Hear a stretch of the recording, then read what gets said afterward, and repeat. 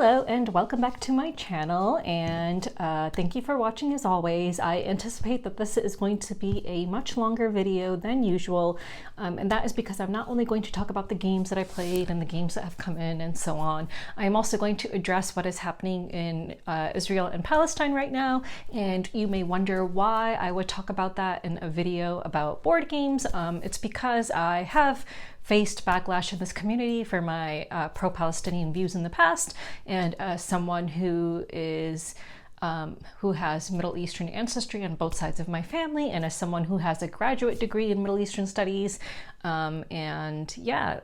I care about what's going on, and I also see a lot of, again, hypocrisy and double standards in this industry. So I'm going to talk about all of that later on in the video, and you will see why I feel the need to discuss it in a video about board games. But of course you are free to skip all of that and just stick to the board games, because, you know, at the end of the day, I am here to talk about board games and I love board games, so you can just stick to that if you want. And I do anticipate that I may lose some subscribers, and I've already lost followers on Twitter and Instagram and so on, and I think that that was expected. So anyway, let's just talk about the games that I played first, and we can get into that stuff later. All right, let's begin. Let's talk about Wondrous Creatures. Now, this game was sent to me so that I could make an overview video of it. So of course the overview video is sponsored, but not included in any sponsorship fee is me talking about games in this video in my weekly playbacks and posting about them on Instagram. So I make it pretty clear to the publisher that when I talk about a game, it's not a part of the sponsorship fee for the overview video. So Wondrous Creatures is a 2024 game, so it's hitting Kickstarter on Wednesday, October 25th. It's for 1 to 4 players, designed by Youssef CW, and the art is done by Sophia King, and it's published by Bad Comet Games. So Bad Comet is also the publisher of, I'm gonna mess up the name, it's either Wild Serengeti or just Serengeti. I'm not sure, because I know that they had to change the name from one to another. I don't remember in which way it went. I suppose I could just click on the publisher's name and find out right now. So, and they also published Life of the Amazonia, which is a really great game as well. And I covered, okay, so it's called Wild Serengeti. So those were 2 of their previous games, and those are the only other games of theirs that I've played. And for me, out of the 3 of the games that I have played of theirs now, this is by far my favorite. This was so freaking good. So I played a 4-player game of this last night. So this is a worker placement, tableau building, engine building game, and also some set collection going on, of course. So I'm going to throw up pictures. The board is really big, so I'm just going to show you portions of the board right now.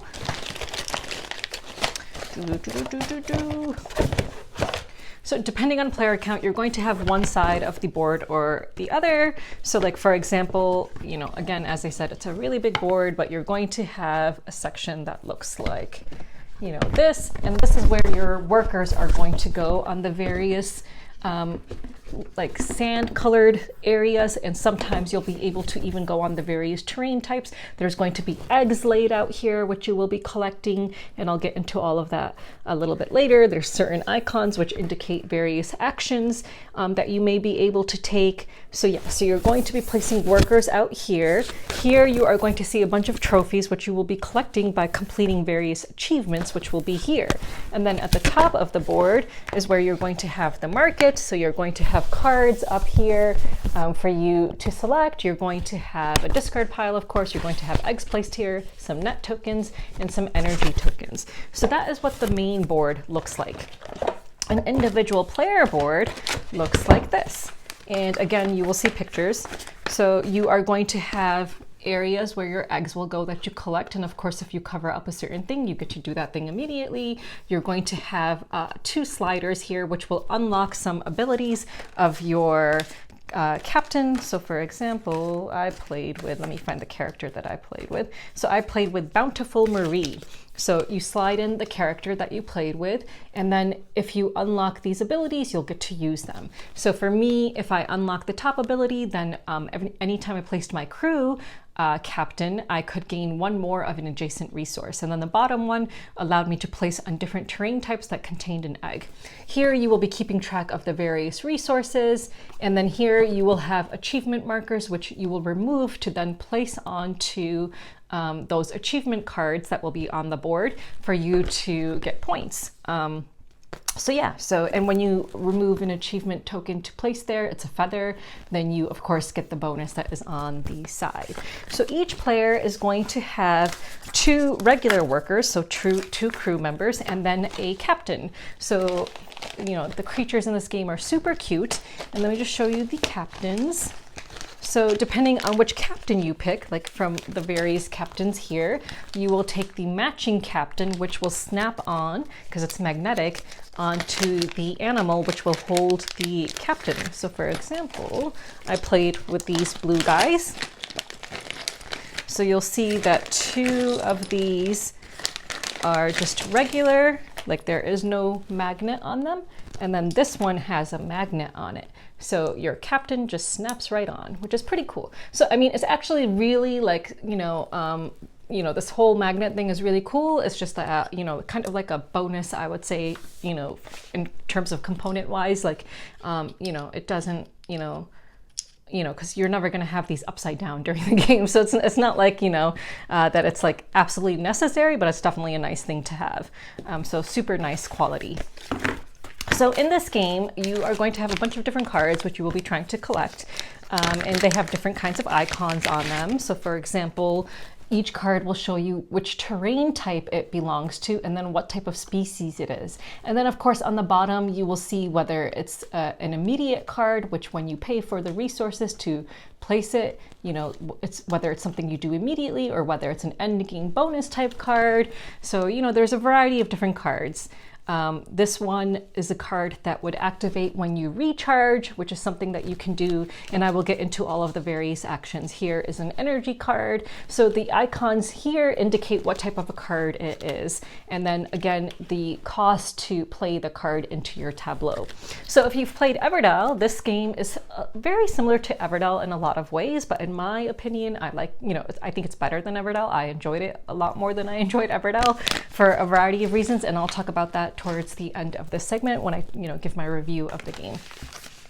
So on your turn, you are going to do one of the main actions, and then you can do as many of the free actions. So the main actions are to place one of your crew members onto that area of the board where I showed you, and then you will gain the resources or card types of the things, of the terrain types that are adjacent to you. So if you placed, for example, let's see if I can show you. Actually, you know what I'm gonna do? I'm gonna show you on here.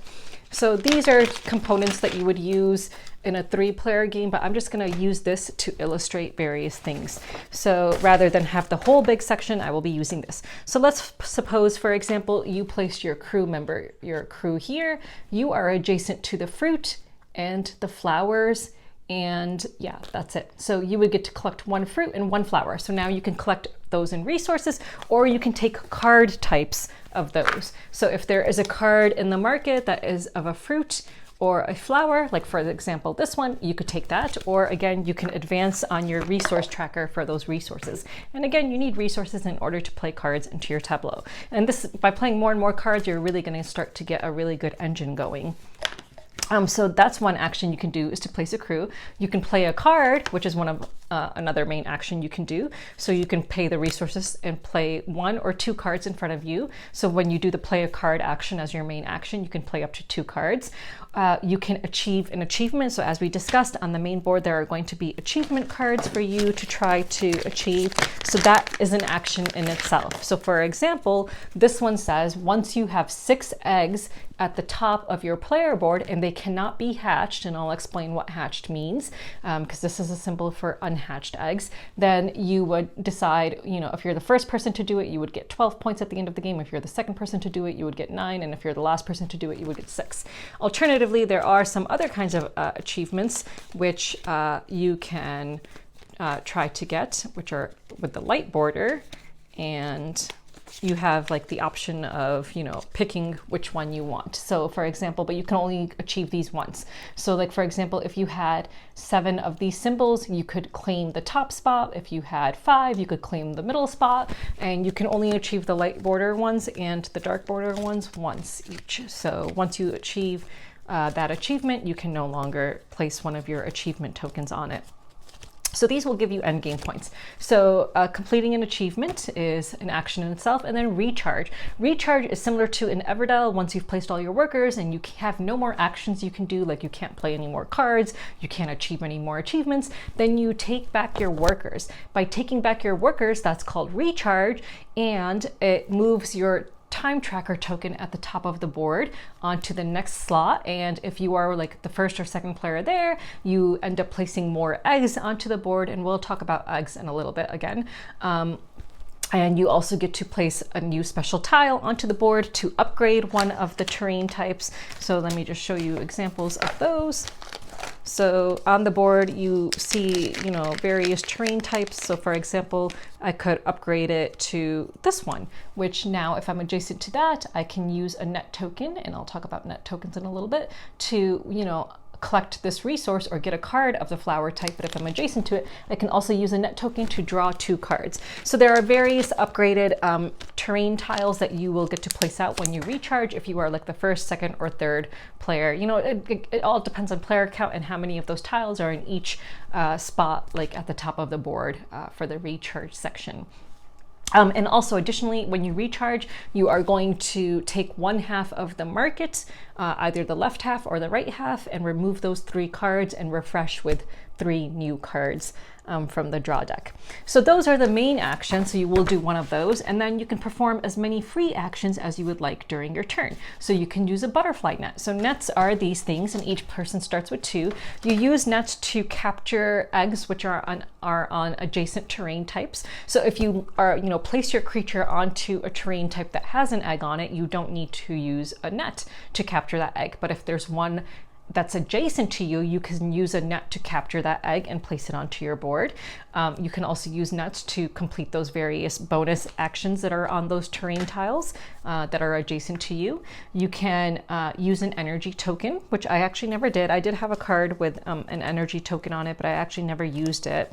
But you can use an energy token. So again, that's something that, is a free action. So for example, this one says you can spend 1 energy above to discard any 1 card from the wilderness and gain 1 of its resource. So that's like an energy token would allow you to do that. So, to get those energy tokens, you of course need to play the cards that have the slots for the energy tokens on them. And you can upgrade crew. So upgrading crew is a free action, which you will again do once you have completed the thing which allows you to upgrade your crew. So in order to upgrade your crew, you need to have played 2 cards into your tableau. And then also to the second ability to upgrade your crew is to have placed 1 achievement marker of yours on an achievement card. So those are free actions that you can do, and you can take as many of them as you want on your turn. So that is the gist of the game. So you are basically using your workers to collect various types of resources on that big terrain area and use those resources to play cards. And you want to play cards which will, work with each other to give you the best engine possible. So like, for example, in my game, I had, several cards that, had the icons I needed in order for me to achieve several achievements. But the cards also had abilities that when I used a net, I would also gain a point. When I used a net, I would also gain an extra resource or something like that. When I gained a trophy, I would get to do something. So, you are using your cards in order to try to, of course, maximize, your engine and get the most points at the end as well. So, it's basically like Everdell, in which you're going to have a tableau with cards that work off of each other to hopefully get you the best engine. It's a really great game. I enjoyed it a lot more than Everdell, because in Everdell, I feel like it is a lot more difficult to get resources. And I feel like with placing workers here, you have a lot more options. You are not as restricted in Everdell because you have this terrain type. Instead of placing your workers on these various locations that may allow you to do something, may allow you to get a resource. This is a lot more free. There's a lot more room. Of course, you kind of do sometimes have to wait for other players to recharge, but there's just so much more available for you to do than there is in Everdell. You don't feel as restricted, but again, it's not super easy either. Like, it's not really easy to do what you want, and different people might have different engines going in order to maximize the thing that they care about doing more. So in my opinion, it is a better game than Everdell if I had to compare. So I enjoyed it a lot more. I think it's you know, it offers a lot more opportunities for you to get a better engine going and for you to collect the resources you need. But again, it does not make it super easy for you either. I just like the way in which you get resources in this game by placing your workers into this like large area and being adjacent to various locations. So yeah, it is a really great game. What else? So end game scoring, let's talk a little bit about end game scoring. So of course you are going to get the points that you got immediately during the game. So there are some cards which again would give you an immediate benefit, and sometimes that might be points. And as you're moving along the score tracker, you may actually get to collect certain things as you're doing that as well. So you may be able to collect a net token, you may be able to put out a special terrain tile, you may be able to get a trophy that way, and so on. Oh, actually, before we get into scoring, let's talk about endgame trigger. So the endgame trigger is when the last trophy has been collected from that one part on the board, which I showed you guys, or when you reach the end of the time track. But at the beginning, we were like worried, like, oh, you know, that the game might be triggered by reaching the end like the time track, but no, it's you're really going to start ramping up and start getting those trophies and trigger game end that way. I think that's more likely.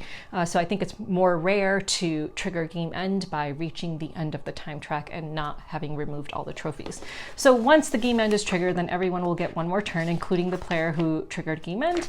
And then at the end of game scoring, you are of course going to score for all of the cards you have in your reserve. So these are animals that you added to your reserve if you played them in front of you. So some of them will have points on them, some of them won't, because some of them will allow you to get points in other ways. So yeah, so you're going to do that.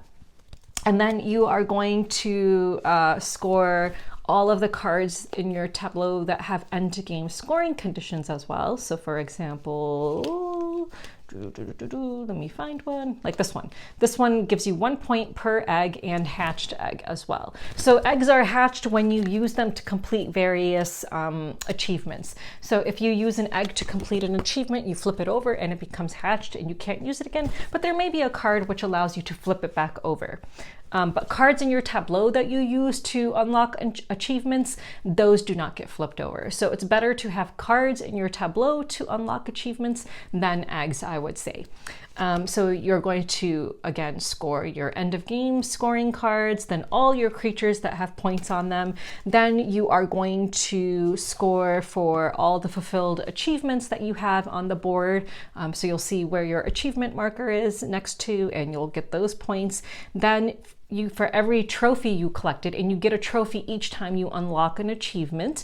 So each trophy is also worth 3 points. So there is also a race to unlock these achievements so that you can get those trophies as well. It may end up being that towards the end of the game, once the game end is triggered and the last trophy has been taken, you can still unlock achievements, but you're not going to get the trophy token because they're all gone. So those trophy tokens themselves are worth 3 points. And then you will get 1 point for every 4 resources or butterfly net that you have left over. And then whoever has the most points will win. So I came in second place by 1 point. The winner in our game had 125 points and I had 124 points. If there are multiple players with the same score, then the person with the most trophies wins. Which I think would have been me if we had tied. So if we had tied, I think I would have won because I think I had more trophies than the person who won. But yeah, this is a super great game. Like, I loved it so freaking much. So yeah, if you love Everdell, you will definitely love this game, and I think you should definitely keep your eyes peeled for its Kickstarter.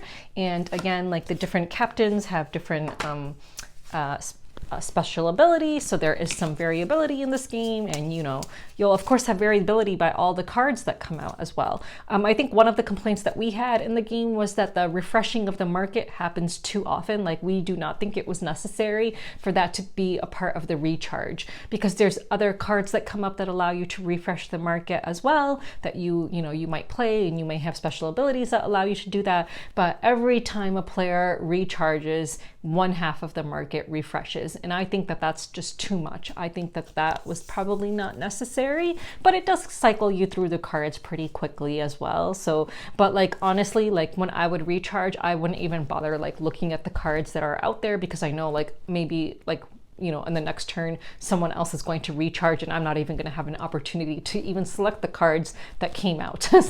So that would like seem, kind of pointless to me. Like, and it's probably a bit excessive with the refreshing of the market. But otherwise, super fantastic game. I loved everything about it. I felt like it was, it's one of those games where towards the end, you are trying to figure out what the best thing is to do for you to maximize your points, like in your last turn. And yeah, you just feel really satisfied when you play this game. Like I felt a lot more satisfied with the tableau and the engine I had created than I would ever have felt with any of the games I played in Everdell. So I really do think it is, if I had to compare this to Everdell, I think it's the better game. And if you like games like that, then I highly recommend this game. So yes, that is Wondrous Creatures. And again, that is coming to Kickstarter on October 25th. So let's move on. Another game I played recently is Leaf. This is a game that I backed on Kickstarter, so it is not a review copy. This I received recently from backing it. So this is a 2023 game for 1 to 4 players, designed by Tim Eisner, and the artwork is done by Angela Rizza, and it's published by Weird City Games. So this is a game with set collection and tile placement. Tile placement in a different kind of way. So first of all, I just have to say that this probably has the most gorgeous back of any box ever. And I love that it's just all artwork. There's no text. It is just truly a work of art. Like that is just so freaking gorgeous. I absolutely love Angela Rizzo's artwork. Just really, really love this. It's just so freaking beautiful. The inside of the box, just super environmentally friendly. Like it has these really just nice cardboard token holders and stuff like that, and yeah, just amazing. Like, so when you open up this, you see the individual token holder boxes in there. Like this is where all the leaves are and the cards and so on. So in this game, you're placing down leaves, so picture, and you're trying to connect the tips to each other in order to activate various actions. So on your turn, you can do one of the following. You can place a leaf card, play a leaf card. So you're going to have some leaf cards in your hand. So you start the game with some leaf cards, and they show you different types of leaves on them.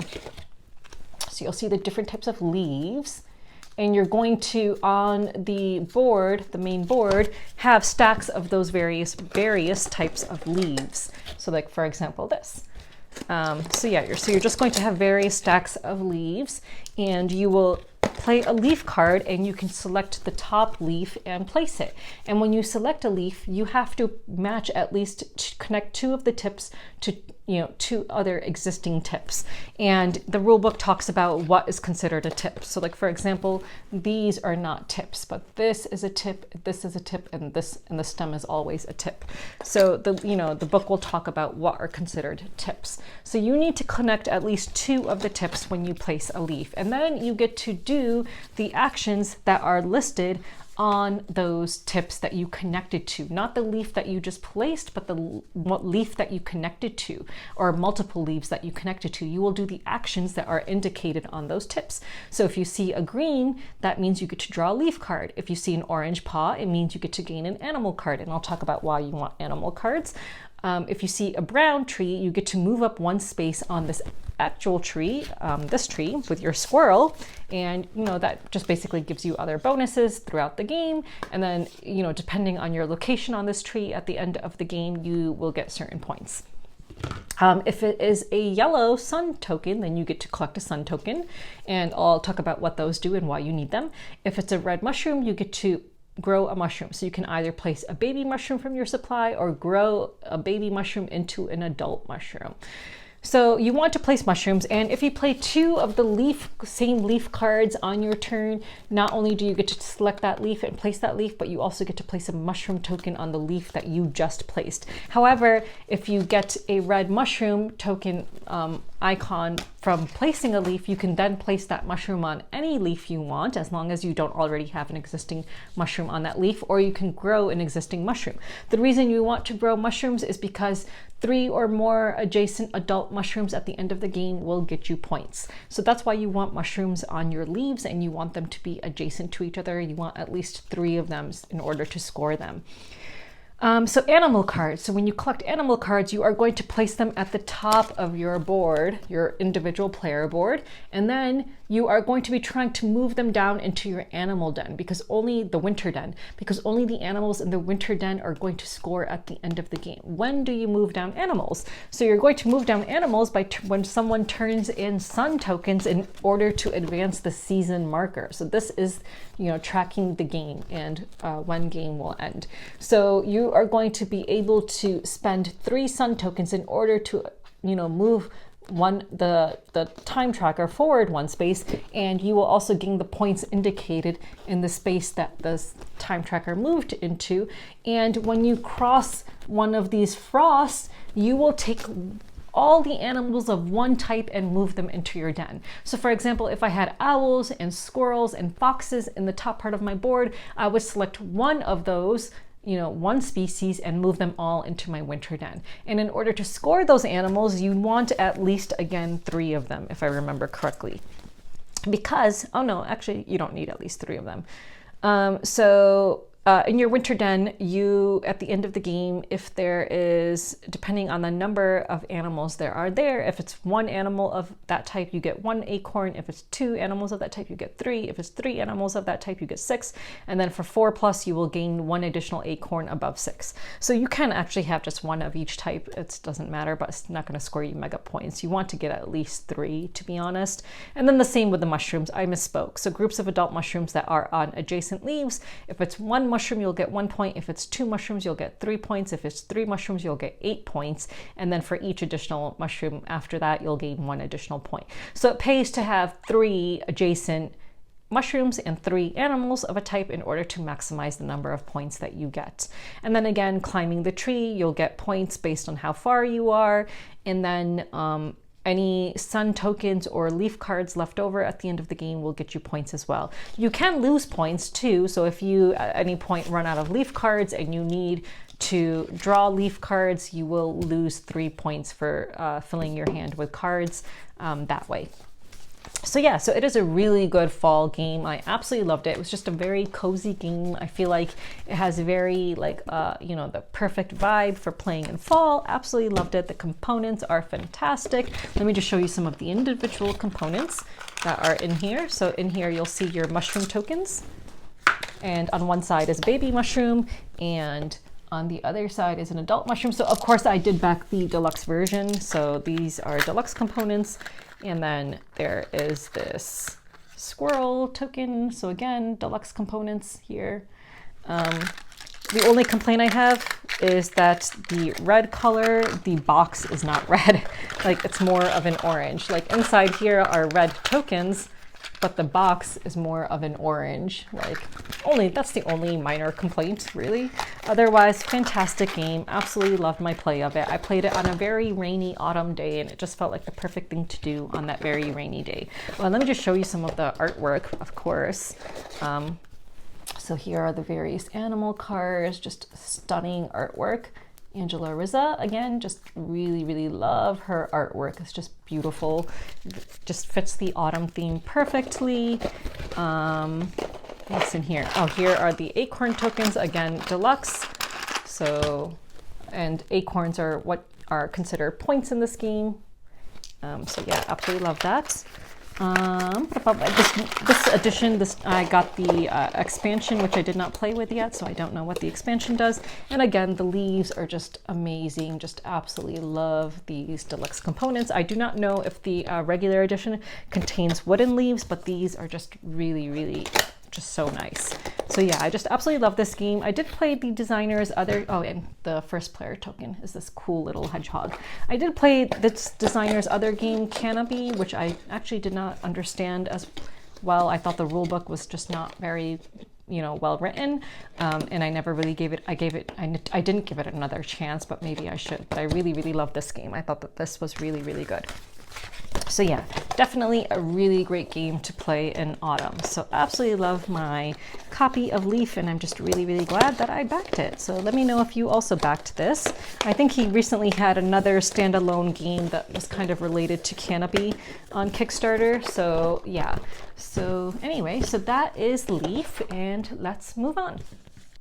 Let's talk about Vaalbara. This is not a review copy. This is a game that I purchased myself. So this is a 2022 game designed by Olivier Seper, and the art is done by Felix Donadio and Alexander Reynaud, and it's published by Studio H Games. Now this game, if you've ever played Libertalia, it reminded me a little bit of Libertalia in some ways. This is a hand management, set collection, drafting kind of game. So each person is going to have cards, and so I'll just show you one set of cards, for example. So all people are going to have the same cards, but of course your own symbol will be on the back of those cards. So you are going to shuffle your cards and then have a hand of cards, and then with each new round you'll draw a new card, and then those are the cards you have to play with, which will do different actions.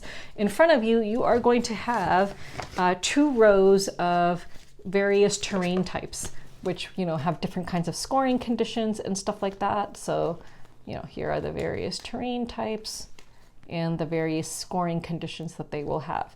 So excuse me.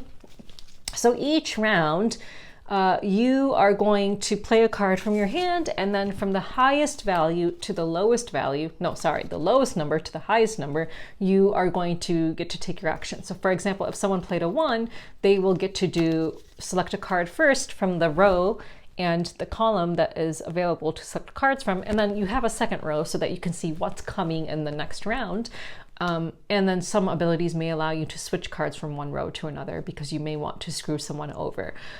So if you played a 1, you would get to select a card first, but the ability is not like the best ability. So the cards with the lower numbers are not going to have as strong abilities, but you will get to select a card first, whereas the cards with the higher numbers will have much better abilities, but you will be selecting your card later on.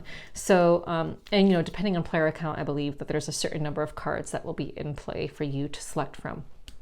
So like, for example, fighter, if you play a fighter, it says all players with a fighter in their hand may reveal it to gain 1 coin.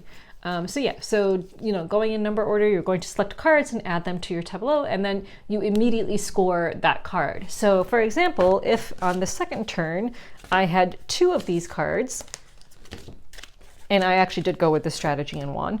So I ended up collecting a lot of these. So if on my second turn I have 2 of these cards, that's worth 4 points. Whereas on the first turn it was worth only 2 points. Now it's worth 4 points. And then on my third turn, if I get another one of those, now it's worth 6 points. So you're adding cards to your own tableau that score in different ways.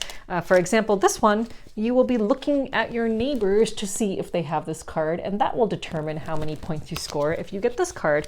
Certain cards will just have a point value just listed on them, which are these forest cards. So for example, this forest card just straight up gives you 6 points. And mountains are a bit more trickier. So if you have 2 mountains, so if you manage to collect 1 mountain, not going to do anything for you. If you have 2 mountains, then on that turn, the turn that you collected the second mountain, you will get 10 points.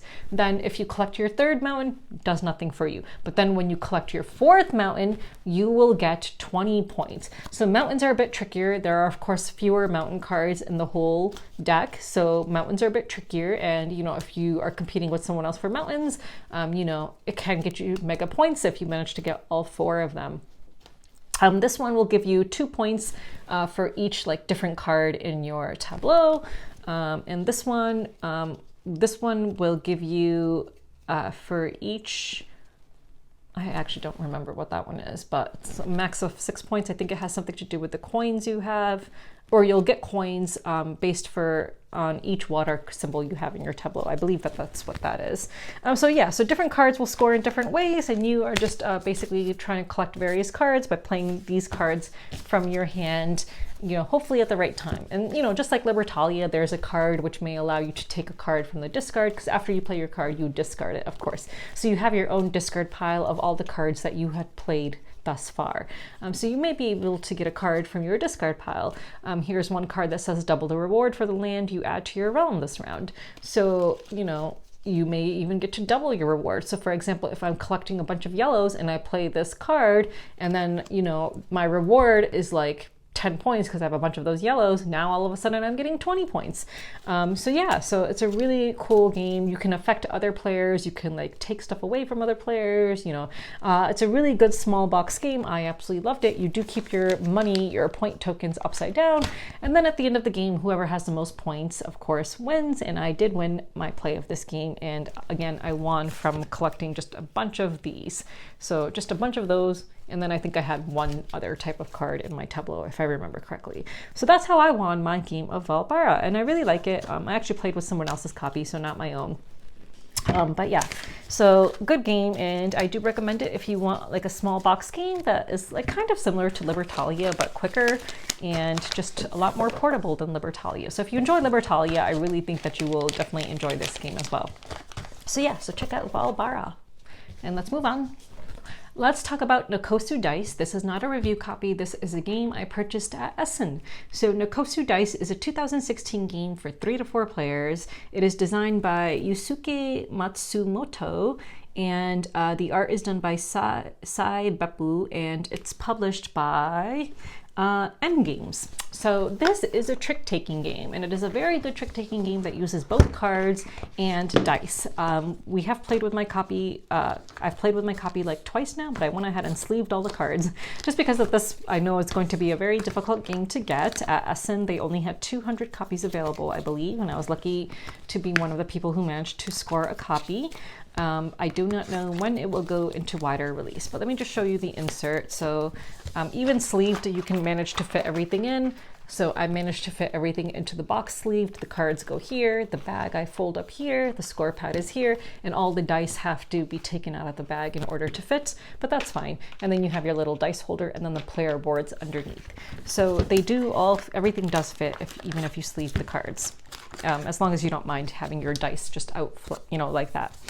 So you're going to put all the dice into this bag, and then every player is going to select one die and roll it. And then depending on the number of players, you're going to have a certain number of dice that are randomly drawn from this bag and rolled.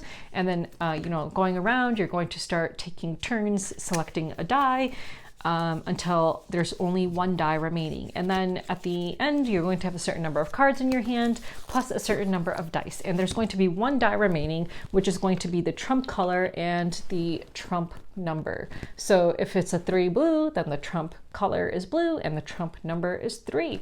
So on your turn, you are going to be playing either a card or a die from your hand. However, at the end, you must have one die remaining on your board, and that is going to be your bet for that round. So for example, and I'll talk about these black dice a little bit later, but like let's suppose this is the last die I have remaining on my board. I cannot play this. Now I can only play cards from my hand until the round is over. And this will mean that I am betting I'm going to win 5 tricks that round. And if I don't win 5 tricks, I do not get to, you know, score as high, you know, as I would. I'll explain how scoring works in a bit. So whatever die you have left over with the number on it, that number indicates how many tricks you are claiming or betting you are going to win that round. If you have a black die and it's the black die that's left over, and there are only 2 of these in the entire game, from round to round. So for example, if, you know, in the beginning of a round when you're drafting dice, if you want to take one of the available 2 black dice, you would just take one of the other colored dice that has been rolled and discard it. So you would take a black die in place of one of the colored dice. And this means it's like if you play it, it means that you lose that trick automatically. So if you play it as a, you know, on your turn as a trick, then that means that you're automatically going to lose that trick. However, if it's the last die that's left on your board, it means that you are betting that you will win 0 tricks. And if you succeed in winning 0 tricks that round, you will score an extra additional 10 bonus points. So if you met your bet at the end of a round, this is how scoring works. Players who did not meet their bet will simply score 1 point for each trick they won. Players who succeeded in meeting their bet will score 10 points for each non-successful player. So like let's suppose 3 players were not successful in meeting their bet, you will score 30 points plus 1 point for each trick you won. So if you bet that you would win 3 tricks and 3 other players did not win their tricks and you met your bet, you will get 33 points. If you had a 0 trick bonus, so let's suppose you had this on your board remaining at the end of a round and you bet you would win 0 tricks, and you did, and you were successful, and 3 other players were not successful, so you would get 30 points for the non-successful players, because again, 10 points for each non-successful player, plus an additional 10 points for meeting your 0 trick bonus. So that is how scoring works at the end of each round, and then after all the rounds, whoever has the most points will win.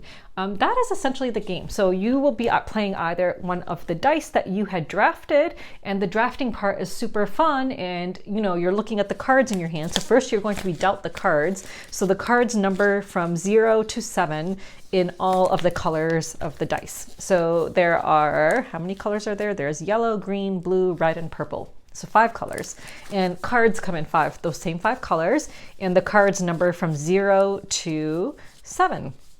And of course, the dice are just regular dice, so they are numbered from 1 to 6. So on your turn, you are going to play either a die or a card. And then to determine who wins that trick, there is this like hierarchy. So it says a trump strength when the die in the center is so in this example, if the die in the center is a 4 blue, then it goes in order telling you what is stronger and what is going to win. So the same number and color is going to be stronger than, and then in the next section you have just the same number, and then in the next section you have just the same color, and then in the next section you just have lead color and then other. So, similar to regular trick-taking games, you have to try to follow the lead that a person played if you are able to. So if someone played a purple and you have a purple, then you have to play that purple. You can only play a different color if you don't have a purple, of course. And that's where, it gets even trickier. So when you, when you have dice on your board, and let's suppose you don't, someone decides to lead with a purple and you only have 1 purple die remaining on your board and you don't have any purple dice in your hand, and the purple die, like let's say it's a 3, which is, a reasonable number to try to bet that you are going to win, and you have to play that 3, and now you're stuck with higher numbered dice, you will be faced with those difficult moments where you have to do that. And then, you may have to recalibrate your, what your strategy is, and redo things and rethink things. It's just a really amazing trick-taking game for that reason. The fact that, in each round someone is going to lead, and with each trick that they play, they're going to, if you win the trick, then you will lead with the next trick, and so on. And that will have to you may have to change your strategy based on what's played, but you always have to have 1 die left over at the end, which will then be how many tricks you are claiming to win in that round, or betting that you will win. Super amazing game. I can see why people were after this at Essen, and I'm super lucky to have gotten a copy. I highly recommend it if you like trick-taking games. I do not know if it's, I suppose you could do a print and play version of this if you were desperate for this game and you were not able to get your hands on it. I could foresee, I could see someone making a print and play version of this, because really all you need is cards and so you need dice of 5 different colors, and you need 1, 2, 3, 4, 5 of each of those, and then just 2 plain black dice, and then you need 1 special die holder to show the special color, the special die, the trump die, and then you just need cards in those 5 colors numbered 0 through 7. And then of course you need a bag for the dice, and then you can just recreate the score pad. So you can, if you, and this player board is not necessary, it's just helps you to visualize. So when you draw the dice, when you draft the dice at the beginning of a round, you will place your dice onto this board. If it matches both the color and the number of the trump die, you place those dice here. If it matches just the color, you place them here. If it matches just the number, you place them here, and then all the other dice go here. So it's just a good way to visualize what everyone has. That's all that this does, really. So you don't really need that, but it's a nice thing to have if you have it. So this is something that you can create a print and play version of if you want to. So that is Nokosu Dice, and I highly recommend it if you like trick-taking games. I absolutely loved it, and I do like trick-taking games, and I would probably rank it as one of the best trick-taking games I have now, if not the best. So definitely check out Nokosu Dice, and let's move on. So there are some other games which I've played which I have not discussed yet. One of those games was Archeologic. I played a game of this at Essen. This is a deduction game and you are trying to be the first to find the right location of buildings in a city. It's a very good deduction game. I enjoyed it, but I do not feel a need to add it to my collection because I already have games like Tiwanaku, which I believe that's what it's called, in my collection. So Archeologic is designed by Johan Levitt and the art is done by Pauline Datraz, and it's published by Ludonaut Games. So in this game, you are basically, each player is going to have kind of like, you know, a player board and like certain kinds of building pieces, and you are just trying to figure out the correct configuration of those building pieces by, you know, by basically solving a logic puzzle. And similar to Tiwanaku, it's going to have like kind of a wheel thing that you will be like, you know, saying what you want to try to figure out, and you will like kind of turn the wheel to see a revelation of some kind, and then mark on your own sheet behind your screen like the information you have learned and stuff like that. It's got a time tracker similar to the Search for Planet X, where depending on the amount of information that you're getting, like the strength of the information, you will have to move around further, and then your turn may not come up again for a little bit. So it's kind of like a combination, in my opinion, of both Tiwanaku and the Search for Planet X. So if those are two deduction games you enjoy, then I do believe you will enjoy Archeologic. But because I have both of those games, I do not feel the need to add it to my collection, but it was a nice game to play while I was at Essen. I've played some other games recently. Well, now a lot of time has passed since I've played them, but I will, maybe discuss them at some point in the future. So this will kind of get me into the next section, because I can actually show one of the games that I had played recently, well, a few weeks ago now, but I never talked about, but now I actually have a review copy of it, so hopefully I'll get to talk about it at some point.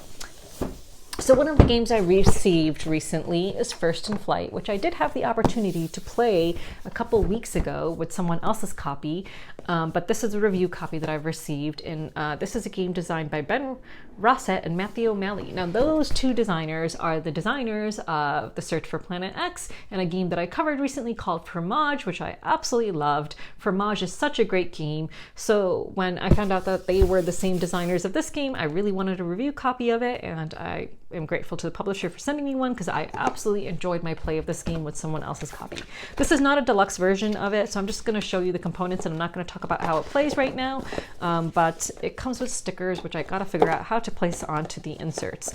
So each person is going to have a player board. This is a push your luck deck building game. Really great. Absolutely love it. Even if I'm not a huge fan of like the whole flying theme, super great game. It's got like this rondelle that you're going around, collecting different things, and you'll be taking various actions based on how you move along this. And it's one of those games where the player with the pawn in the last position is going to go first.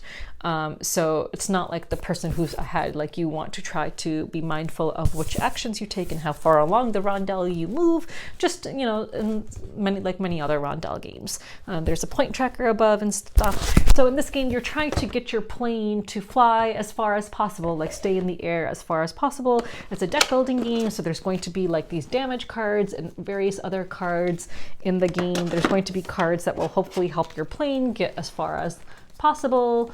There's going to be higher number cards. These are all ones, but there will be higher number cards. There's going to be pilots and stuff, which will give you like special abilities. There's going to be different kinds of tools that you can use. Let me just show you the insert. Again, I need to figure out where everything goes on the stickers. And then this is not the deluxe version, so I just have the wooden components for the planes and the pilots and just the wooden coins. But the deluxe version, which I actually did play with, was really nice. It had these really nice plastic miniature planes, and they were all different, and the pilots, they were just super nice. But yeah, let me just show you some of these cards. So I just need to figure out how to organize this. I just feel like it's not very self-explanatory how to organize it. So I just need to figure out how to organize this game in the insert. So yeah, but this is a game that I received recently. So let me just show you some other stuff that I have received recently. So looking forward to hopefully playing this game again and talking about it in detail. But again, I absolutely loved my play of this game when I did have the chance to play it a couple of weeks ago. Another review copy that I received recently is Forever Home. Now, Forever Home is from the same designers as Dog Park, which is a game that I backed on Kickstarter, and I backed the deluxe version, and I even backed the expansion. And if you've seen me talk about that game, I think I've played it like a number of times, like maybe 3 or 4 times, and each time I am very dissatisfied at the end. Like, I feel like that game needs one more round minimum, like always dissatisfied. So this is designed by Lottie and Jack Hazel. So again, the same designers, and it's published by the same publisher, Birdwood Games. And this is review copy. So this is a tile placement game. So each player is going to have a board that looks like this. Really nice. Oh wait, no, that's 2. Never mind. I was going to say that's a super thick board, but no, that was 2 of them stuck together. And it is double-sided. And then I haven't played this yet, so I don't, know how it plays exactly. But let me just show you the insert.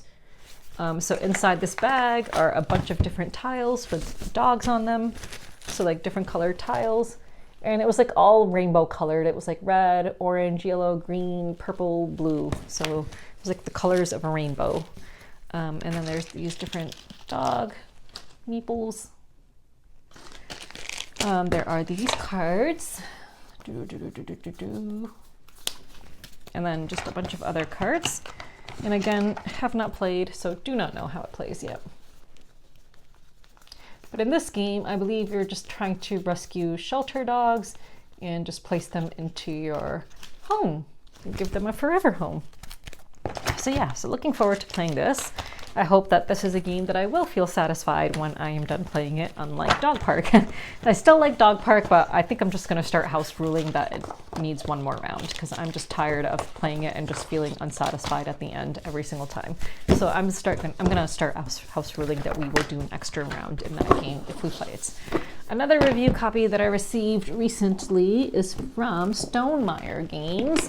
And this is an older game, but also designed by Ben Rossett and Matthew O'Malley, which is why I picked it. So the way Stonemaier works is like every so often, I guess, he sends out an email if you're on his reviewer list and you get to select one of the games that's available. Unfortunately, Apiary was not available. Otherwise, I would have selected that. But I got Between Two Cities Essential Edition because it is designed by Ben Rossett and Matthew O'Malley. So the same designers as First in Flight and Fromage and The Search for Planet X. So looking forward to playing this. I'll just show you the inside. So, it's got a bunch of different tiles. If you played Between Two Cities, I imagine it's probably something similar to that. But again, I actually don't know since I haven't played it yet. But let me actually I didn't even open up these cards, but I can just show you some tiles. So I imagine it plays similarly to maybe even Between Two Castles. Did they design Between Two Castles of Mad King Ludwig, or was that someone else? I'm assuming they probably designed it, but who knows? It's got some of these cool tokens. The Eiffel Tower. It's got some other buildings. Is that the Colosseum, I think, maybe? The pyramids. Looks like some temple. Maybe that's some kind of an arch. I'm assuming this is some kind of a bridge, and then another temple looking thing. So I don't know how this plays yet. So, but I wonder if it's the same. I wonder if they're also the ones who designed the Mad King Ludwig game, which I have played a couple of times now. So. So this is the game I requested when I got Stonemaier's email. I would really like Apiary, though. I just think I would really enjoy Apiary. I like these bags. These bags are nice.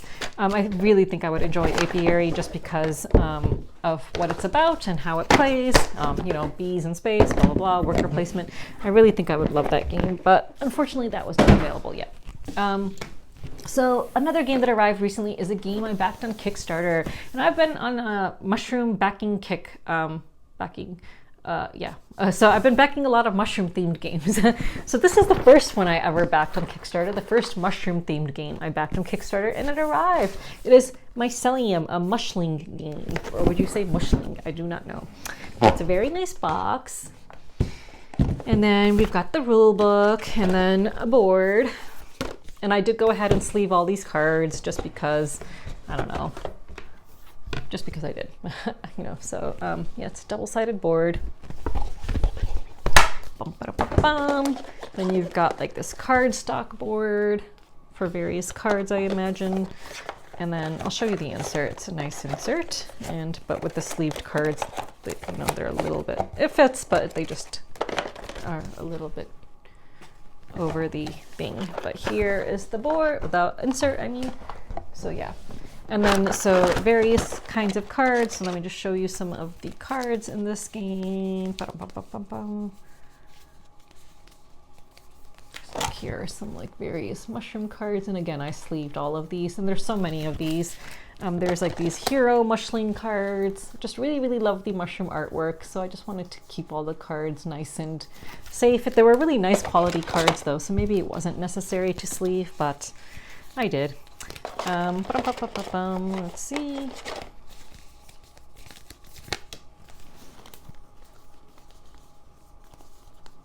So yeah, so lots of different cards, and then there are some smaller cards as well. And there's like a whole bunch of these kinds of mushroom cards. Like there's a whole nother giant stack of those.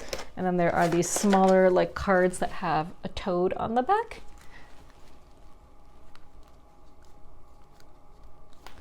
And then when I back this, let me just show you some individual player boards. And when I backed this, I backed with the additional meeples that you could buy.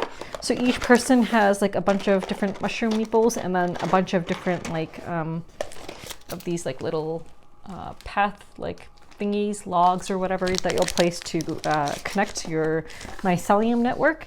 So I did back for the extra mushroom meeples, like all of them. So I think you have like the option between picking your 3 main ones, and then there's like a special extra mushroom meeple that I backed, which I think is called like a captain or something like that. So each person, and this in my copy, will have 8 mushrooms total, but I don't think you'll end up using all 8 of them. But again, I haven't played, so I don't know. But I think, you know, because I backed like the extra sets, I think you'll just pick between which set you want or something like that.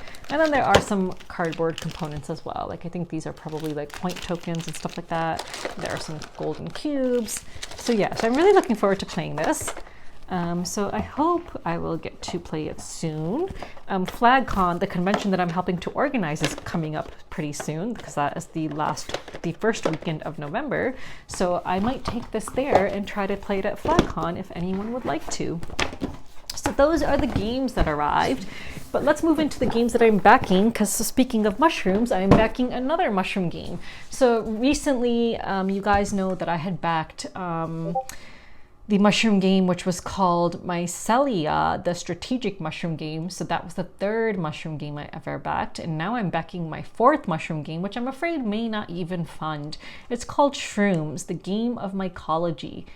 So this is a new edition, and it comes with an expansion, which looks like kind of like spooky mushrooms. So unfortunately, it's a bit pricey and it's not funding yet. So the goal is very high. The goal is $48,365. And so far, she only has 37 backers and is at $3,579. But the artwork is so freaking cool. It just looks amazing, especially the dark expansion. Like the box cover art for that is just freaking amazing. Like if you love mushrooms, just give it a look and see if it's something you might be interested in for selfish reasons, because I want this to back and I want to get it. So even though I've probably been backing way too many mushroom games, but I really, really want it. So yeah, so this is the 4th mushroom game I'm backing, and I'm backing for both the the base game and then the expansion. And I did not back this game when it was previously on Kickstarter. So with shipping and everything, it will be $98. So the 2 games, the base game and the expansion, are $78, and then with shipping, I think she's had shipping as $20. So yeah, so just give it a look if you like mushrooms, and maybe help this campaign out by spreading the word. I have, no connections with the designer or anything. I just, for selfish reasons, want it to fund. So yeah, so that is one thing that I'm backing. I am backing the expansion and the metal coins for Obsession. So the characters expansion and the metal coins. because how could I not? Because, you know, I always say Obsession is my #1 favorite game, even though it doesn't get played often, but I think it's a good thing that it doesn't get played as often so that it actually can remain as my #1 favorite game, because I don't think I'd want to play a game so much that I start to get a little bit tired of it. So for that reason that I do not get to play it as often as I would like, it remains as my #1 favorite game, I believe. So absolutely love Obsession. So backing the expansion and the middle coins, and that's $39. And then I don't, you know, I think I might get a little bit of like pushback for this, but I'm backing Cascadera and Cascadito. And I said I might get pushback because I admitted to not really enjoying Zoo Vadis, which I backed. I backed the deluxe edition of Zoo Vadis, but these are different types of games. So I hope that I will enjoy these. Like Zoo Vadis was purely a negotiation game, and I backed the deluxe version of that. It's from the same publisher, which is why I'm mentioning it. And you can even get Zoo Vadis from this campaign if you want to, if you missed out on that. So I had backed the deluxe version of Zoo Vadis, which I then did not end up enjoying as much because it was pure negotiation, but I decided I would keep it because of the amazing components. I think I'd really have to be in the mood to play Zoo Vadis, because again, it's just completely pure negotiation with like nothing else really mixed into it. But this is more like what you really expect from a Rainier Knizia game, I think. So I'm backing both games because one is like the actual board game, and then another is the roll and rate based on that board game. So I'm backing both of them. So yeah, and the, you know, the components and the board and everything just look really amazing, just very colorful and pretty. And I feel like I've been playing a lot more Rainier Knizia games in the last year or so. So I think I'll enjoy it. I hope I'll enjoy it. So yeah, so I'm backing that. So those are the games that I am backing. And yeah, so let's move on to updates. So the first update is about FlagCon. So FlagCon, as I mentioned, is the first weekend of November. So, you know, we're getting really close. So if you're interested, please go ahead and sign up. You know, we are very close. And if you want to come and just play games in beautiful, gorgeous Ithaca, then you are welcome to come. So I will leave a link below for FlagCon. So I hope I will see some of you there, or at least one of you there. I don't know who watches my videos. Maybe I won't see any of you there, but yeah, but I'm really excited for FlagCon. And, you know, it's our first year putting it on, so I hope that it will go well. Second update, cats. So recently, like in the last week, I discovered, well, I didn't discover it, but I learned about a new colony of stray cats, which I started taking care of. So now I take care of 2 colonies of stray cats every day. So I do one and then I immediately go to the other. So of course I give them food and fresh water, and I've purchased new shelters, which I'll place in the second colony. They're different types of shelters than the one I previously purchased and built for the first colony. So these are a little bit smaller, but I think that that'll be easier to kind of place around in this area and hopefully provide some warmth for these cats in the winter time. I'm also going to be learning, so I'm in touch with an organization that traps and then neuters and spays these cats and then releases them. So I kind of work with this group to, you know, like they'll let me know like when they want to try to trap some cats so that they can spay and neuter them. So then I make sure not to feed them the night before so that they're really hungry the day that they're going to be trapped. So yeah, so, you know, we're in touch, and I'm actually going to be going with this person to, you know, examine these areas and see how we can better prepare these cats for winter. So yeah, so all that is to say that if you, you know, are feeling generous and still have money to donate towards cat care, I would greatly appreciate it. But again, no pressure, of course, but it is very expensive to take care of 2 colonies of stray cats now. I just recently placed a big order on Chewy for cat food, and yeah, and again, the shelters themselves are pretty expensive. So that would very much be appreciated. So that is the cat update. So let's move on. So now it is time to talk about the stuff that is happening in Israel and Palestine. So the first part of this video is going to be kind of, the segment is going to be talking about what's happening there, and, you know, maybe a little bit of a history lesson, but not really, because there's a lot of sources out there and I will link those below. So the first part of this segment will be talking about what's happening and then why I am talking about it in a video on my board game channel. And that is going to have to do a lot with the hypocrisy and double standards in this industry. So first, let's talk about what's happening. So everyone is aware that, you know, I believe it was October 7th or October 8th, I don't remember the date, Hamas attacked Israel. So putting this out there, and, you know, this should go without saying, I do not support terrorism. I do not support any terrorist organization. I do not support the killing of innocent civilians ever, no matter who they are. Even if they're Zionists, I would not support it, and I do not support it. So I do not support what Hamas did. And there was no good that was going to come from this. So there was no good that was going to come from Hamas doing this. It is not justification to say that this attack was unprovoked. That is not justification for what they did. It is simply explaining why they did what they did. So this was a provoked attack. And how was it provoked? Because of countless years now of a brutal occupation that has happened in Palestine.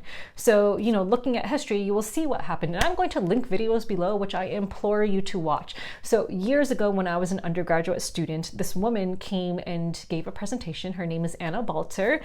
She is a Jewish American woman who has spent time in the territories and has talked a lot about what she's seen. And she has a book called Witness in Palestine. And there's a video below that I'm going to link for you guys to watch. And I implore you to please watch that, because I think it is really important for you to get other perspectives on what is happening. Mainstream media is only going to give you the Zionist perspective, where Israel is always the victim and the Palestinians are always the aggressor, when that could not be farther from the truth.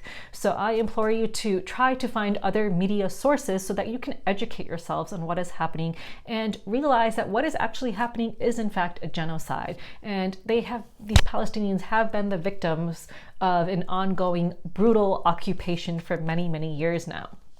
So, Israelis, Jews needed a home. So unfortunately, they decided that that home should be Palestine and what is now Israel.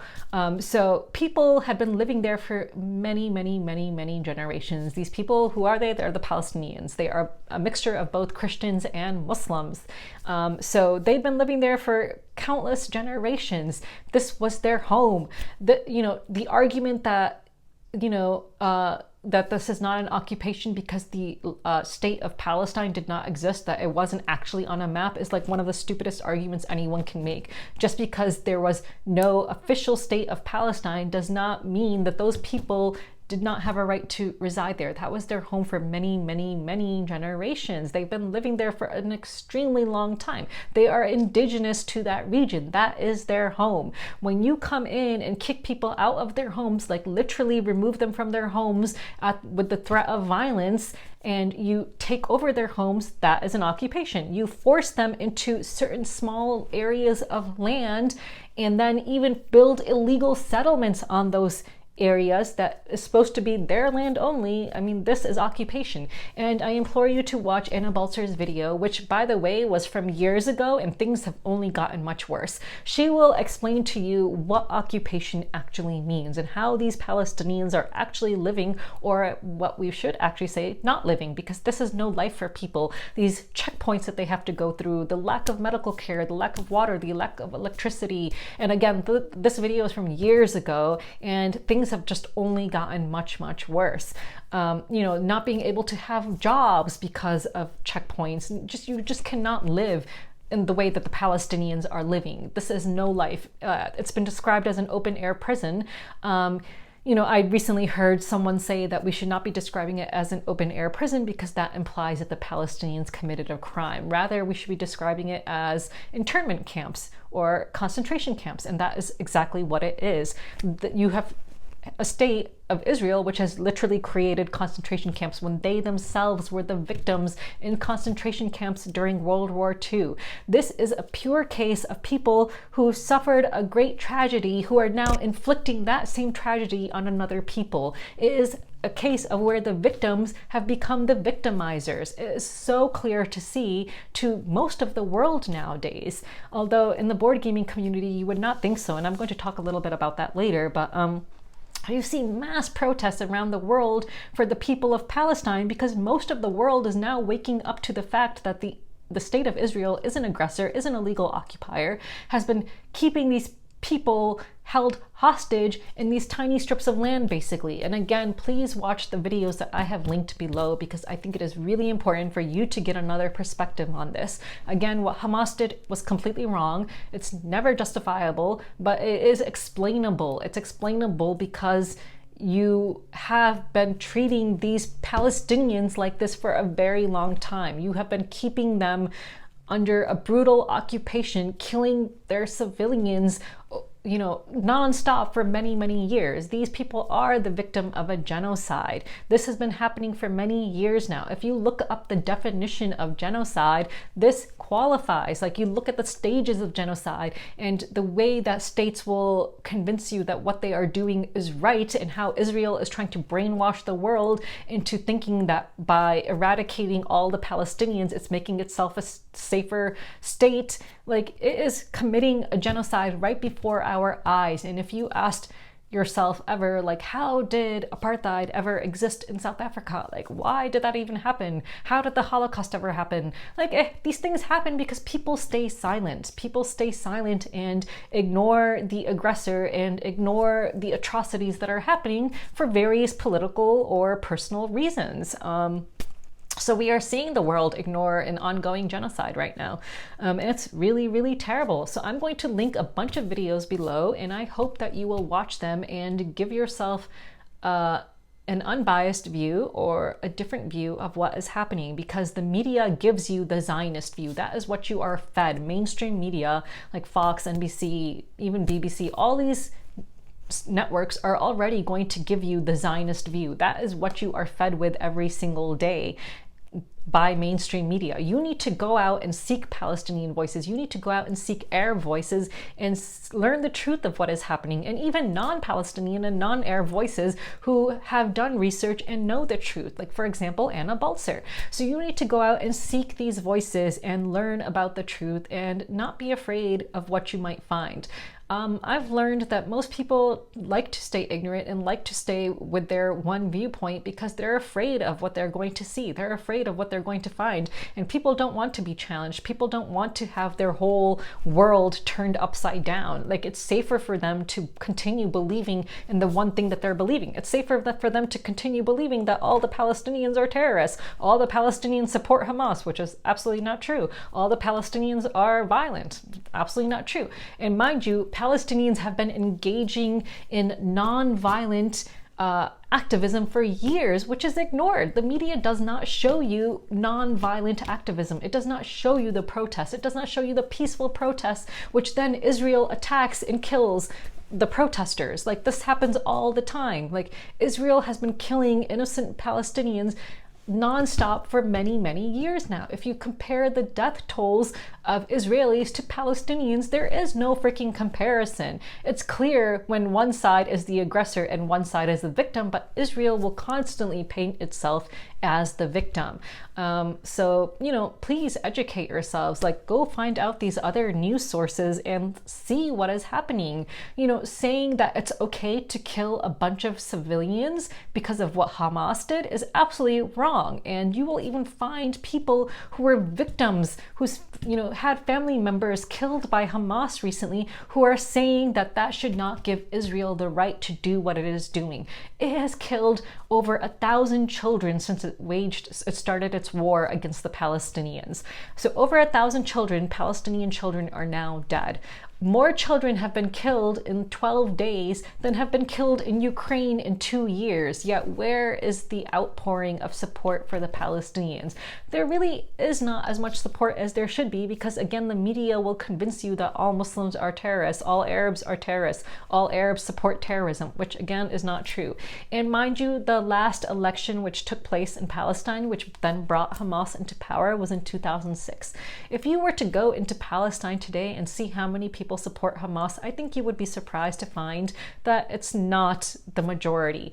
And also, Hamas's charter was changed. So the various content creators in the board game space who are trying to also feed you this Zionist propaganda saying that Hamas is, you know, charter says and calls for the destruction of all Jews, that charter was changed and that is no longer in their charter. And again, I recognize Hamas as a terrorist organization. I do not support them, but you have to be truthful when you make videos. You have to be truthful when you're trying to present something, and by stating a lie, like, no, and trying to get people to sympathize with you based on lies, that's just wrong. That's just, you know, that's propaganda. So, and there is countless propaganda. You know, another lie that Hamas uses Palestinians as human shields, and Israelis will use that as justifications for bombing hospitals and schools and all these other buildings, which is a war crime. Hamas does not use Palestinians as human shields, and all the people who are making that claim, bring forth the proof. Bring forth the proof that there was Hamas soldiers in those hospitals that have been bombed with countless civilians. And if you follow other news sources, you will see that Israel at first claimed responsibility for that hospital attack. But then when the news came out that it was all innocent civilians who were killed, then they retracted quickly and then tried to blame that attack on Hamas. Hamas is not capable of attacking a hospital in that manner. Hamas does not have the capabilities, the rockets that could cause that kind of destruction. Like, anyone with common sense who can actually go and find news that is reliable would see the propaganda that Israel is constantly spewing out. Israel's prime minister recently, actually, let me just find that quote for you guys, because it's just more propaganda. But Israel's prime minister even said, "This is a struggle between the children of light and the children of darkness," that is the Palestinians, "between humanity and the law of the jungle." And there have been calls for genocide. Like, when you say that all these animals must be wiped out, what are you saying? You're saying that you want an entire people wiped out because of who they are. And that is exactly what was happening to the Jews during the Holocaust. So here you have a people who were the victims of a genocide, now committing a genocide themselves, and painting all Arabs, all Palestinians, as the children of darkness, and painting it as the law of the jungle to justify their killing of civilians. It is absolutely wrong. And anyone who can support this, I just don't know. I do not know how anyone could support this in today's day and age, when you have the ability to seek out facts, you have the ability to find unbiased news, you have the ability to find news that is not heavily propagandized by Israel. And mind you, as a United States citizen, like, billions of our tax dollars go to Israel every year. Billions. That is more than $10 million a day of our tax dollars go to support this kind of propaganda, go to support this genocide that is happening, go to support this occupation, this brutal occupation of a people. It goes to support war crimes. Israel has been committing war crimes. It has been using white phosphorus on Palestinians. It is a war crime when you bomb a hospital. It is a war crime when you bomb schools. And telling these people, oh, you need to escape to this area. And then as these people are starting to escape, because Israel tells them to, bombs those people as they are actually moving to the location that Israel told them to move to. It is intentionally bombing civilians. It is intentionally committing a genocide. And anyone who in this board gaming community, and we know which content creators those are who have made videos about this, who are trying to paint this and paint Israel as the victim, I'm sorry, but that is just all Zionist propaganda. And it is not anti-Semitism to point out when something is Zionist propaganda. Let's be clear, not all Jews are Zionists, and not all Zionists are Jews, and not all Israelis are Zionist, and not all Zionists are Israelis, and not all Israelis are Jewish. When you say that being anti-Zionist is being anti-Semitic, you are creating a false dichotomy. That's just completely illogical, and it is a silencing tactic. And Israel will continuously use these silencing tactics to shut people up and shut people down and prevent the truth from getting out there. So you need to be aware of when a state is using propaganda and is using silencing tactics to prevent you from finding out the truth. So please go watch those videos that I have linked below.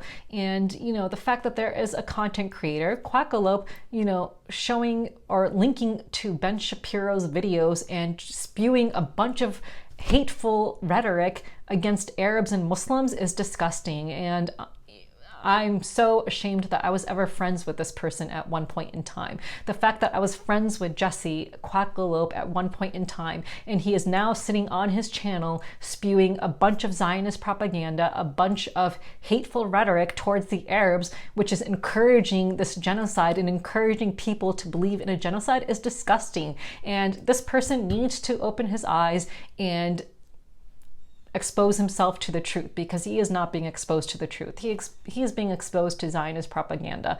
And encouraging all of his followers to do the same by linking to Ben Shapiro's videos, by creating a whole video talking about how they're the victims and not mentioning the countless innocent civilians who have been being slaughtered since all of this happened. Just disgusting and shameful. And seriously, I just don't even have the words for that. So, you know, now that I've said what I've wanted to say about that, and again, I'm going to link to videos below where you can learn about what's going on and you can learn the truth. So please watch those videos and open your eyes to what is going on. And you will see countless protests around the world with not just Arabs and Muslims, but non-Muslims and non-Arabs protesting, trying to raise awareness, who are pro-Palestinian. The Irish, for example, get it. They totally understand that Israel is an occupier. You know, people in South America get it. People who have been victims of occupation themselves get it. And it's really unfortunate that a whole group of people in Israel that were the victims themselves of a genocide cannot see that they are now committing a genocide themselves. So why am I even bringing this up? Why am I even talking about this in a board game video? So before I get into why, I want to make one thing clear. Like when I go to a board game convention, when I sit down with people at a board game table to play board games, I do not ask everyone at that table what their political views are. I do not ask them, oh, do you believe in Black Lives Matter? Do you believe in Palestinian Lives Matter? What is your take on, you know, trans lives? Do you support trans people? Do you support, you know, whatever? Like, I don't ask people what they believe in. Like, why would I? That's insane. That's insanity. Like, I'm not going to sit down at a table with strangers and ask them what they believe and then determine whether or not I can play a game with them. When I sit down at a table with people to play games, I'm there to play games. And as long as they're respectful to me, which they always are, then, and we're having a good time, then what is the issue? So all these people who call for, you know, diversity in this industry and then remain silent, all these people who are very vocal about human rights and say that, you know, we need to keep on bringing this up, we need to keep on talking about it in this space, blah, blah, blah.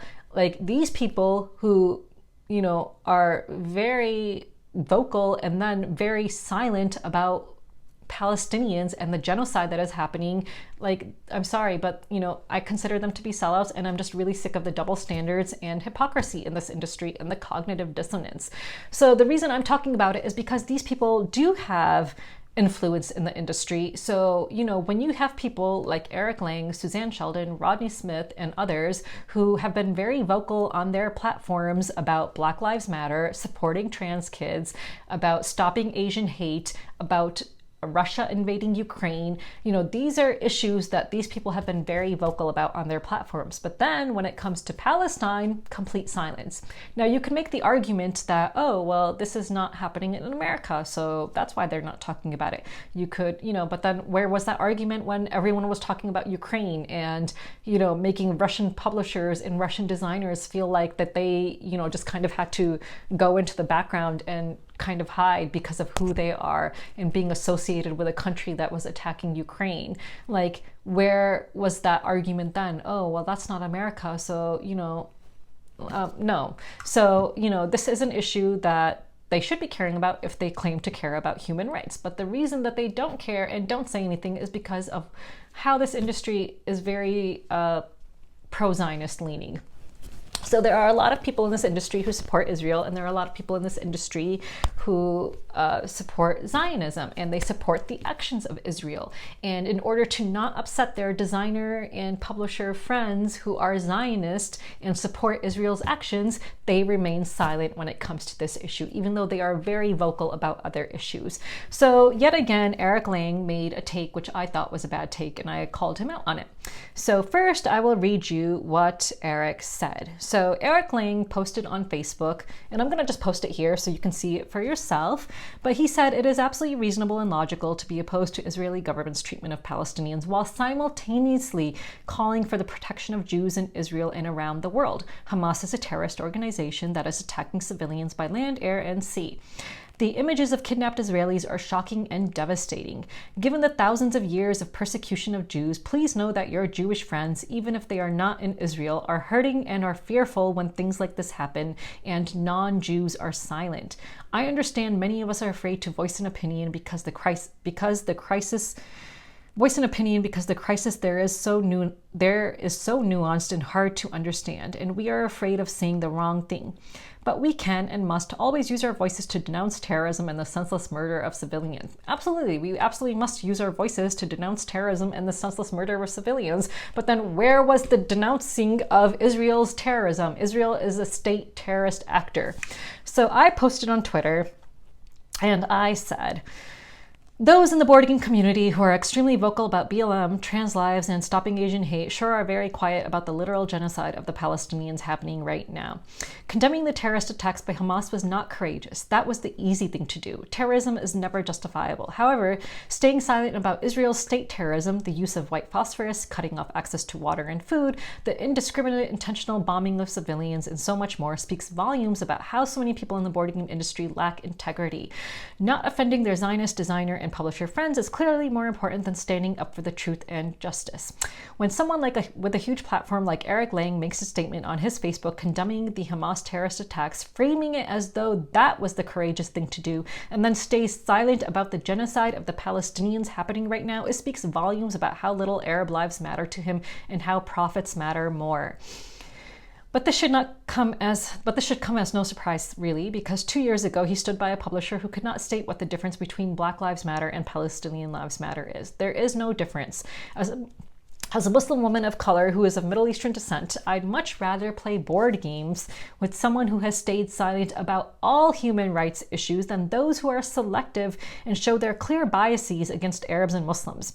Eric ended his statement with, "We can and must always use our voices to denounce terrorism and the senseless murder of civilians." Absolutely. So why aren't you doing that, Eric, when it's the state of Israel that is doing that now?